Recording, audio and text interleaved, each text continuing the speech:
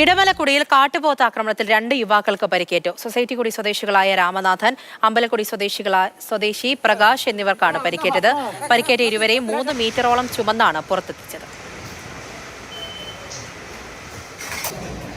ജെയിനിസ് രാജു വിവരങ്ങളുമായി ചേരുന്നുണ്ട്.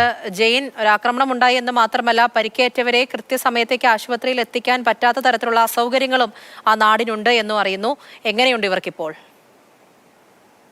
ഇന്ന് 2 മണിയോട് കൂടിയാണ് ഈ സംഭവം നടക്കുന്നത്. ഇവർ രണ്ടുപേരും ആനക്കുളത്ത് അവശ്യ സാധനങ്ങൾ മേടിച്ച ശേഷം കാട്ടിലൂടെ ഇടമലക്കുടി സൊസൈറ്റി കുടിയിലേക്ക് പോവുകയായിരുന്നു. ഈ സമയത്താണ് കാട്ടുപോത്തിന്റെ ആക്രമണം ഉണ്ടാകുന്നത്.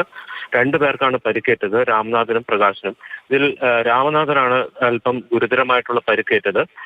ഇവർ പരിക്കേറ്റ് വീണതിന് ശേഷം സൊസൈറ്റി കുടിയിലേക്ക് ഫോണിൽ വിളിച്ച് അവിടെ നിന്ന് വാർഡ് മെമ്പർ അടക്കം എത്തിയതിനു ശേഷമാണ് ഇവരെ വീണ്ടും ആനക്കുളത്തേക്ക് എത്തിക്കാൻ കഴിഞ്ഞത്.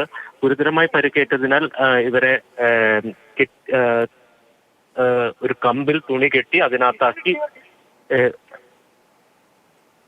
ആണ് ഇവരെ പുറത്തേക്ക് എത്തിച്ചത്. അതിനുശേഷം ഇപ്പോൾ അടിമാലി താലൂക്ക് ആശുപത്രിയിലാണ് ഇവരുള്ളത്. ഇതിൽ രാമനാഥന് തോളലിനും അതോടൊപ്പം തന്നെ മുഖത്തും പരിക്കേറ്റിട്ടുണ്ട്. പ്രകാശിന്റെ കാലിന്റെ മുട്ടിനാണ് പരിക്കേറ്റിരിക്കുന്നത്.